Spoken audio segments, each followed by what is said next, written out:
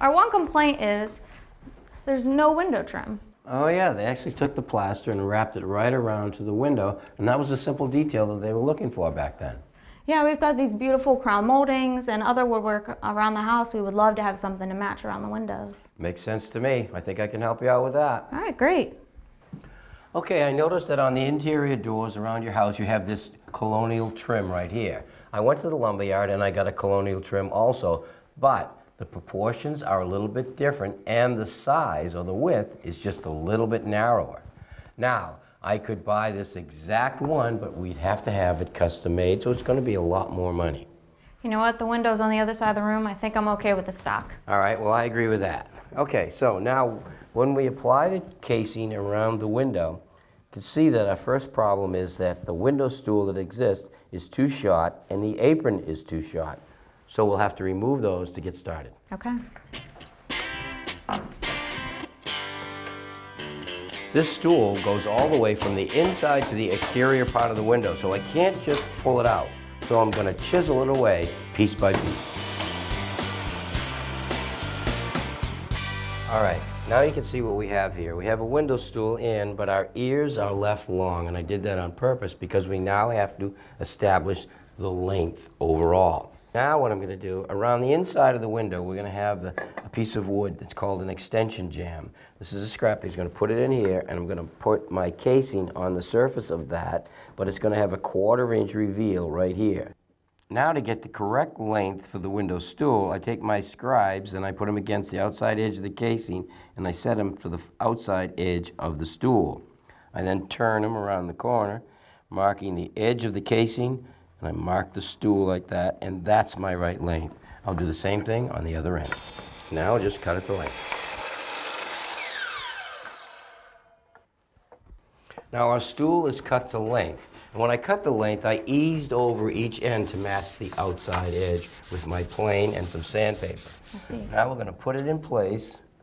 Once I get it in there, why don't you take a couple of shims and shim it up so we can hold it into position now.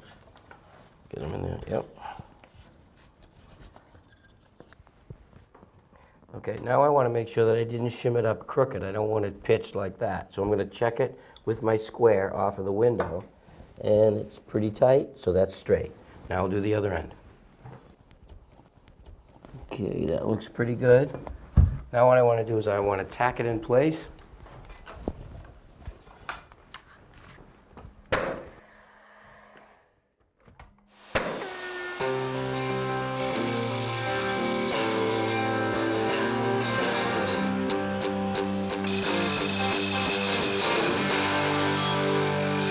All right, Aaron, let me show you what we have here. I have my side extension jamb right there, and the top extension jamb that goes on like this. Now I could put each piece up individually, shimming it and holding it in the right location. I'd have to shim that down to make that joint really tight. Okay.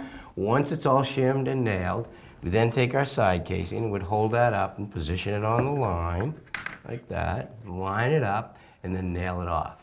But what I like to do is I like to take all the pieces and put them on the sawhorse and build it as one complete piece. When the trim goes on the extension jamb, I want to have a 1/4 inch reveal, and so I'm going to put a mark on it, a 1/4 inch back from the edge as a reference.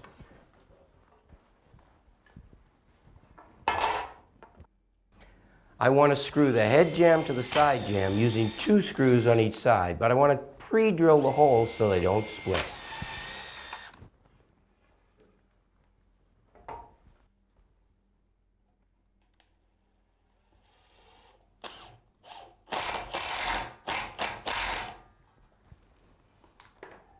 Now I'm going to install the casing to the side jamb with wood glue, and I'm going to set it on my 1/4 inch reveal line and then nail it.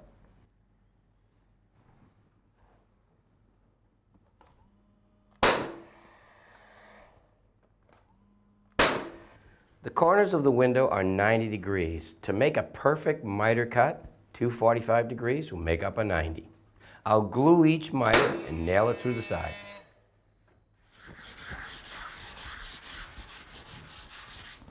All right, Aaron, now the first thing I want to do before I install it permanently is dry fit it in the opening. Okay. So I want you to take that end right there.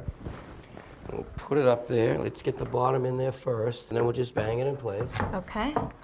Bang. All right, so now what we want to see is we want to see the space right here between the side jamb and the window. And if there's any gaps, we may have to modify the plaster just a little bit. And so I have a little gap right here. I see that side looks pretty good. All right, so let's take it out. Okay. Okay. Now I'll just hit the plaster a little bit with my hammer.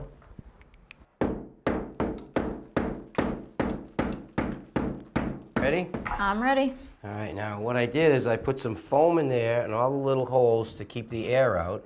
And then I also put the foam around the inside of the extension jambs. That'll do two things. That will stick the extension jamb to the plaster, but it'll also expand and fill in the air gaps. Great. All right, now we'll just nail it off.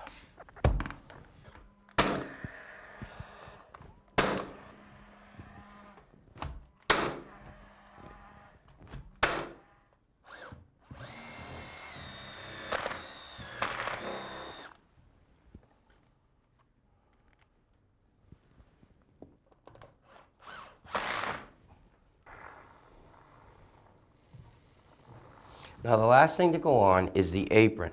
To get the length of the apron, it's the outside of the casing to the outside of the casing. Now we'll just glue it and nail it in place.